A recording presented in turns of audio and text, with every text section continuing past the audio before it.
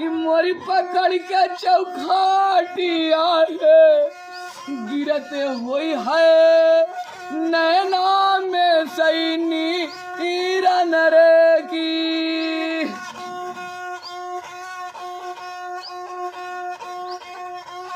जौन रे बलगा गन्नावा रे महीनवा गारा भमल के ढोल हो उड़ गई पिजड़वा मोरी छोड़ रे की।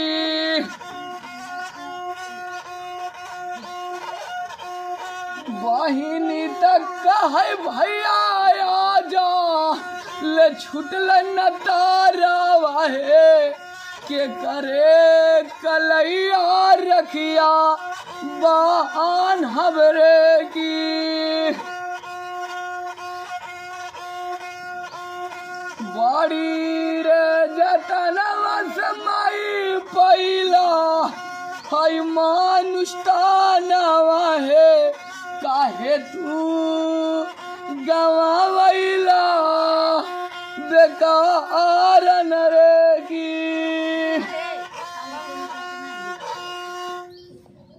कारी मता का दान करत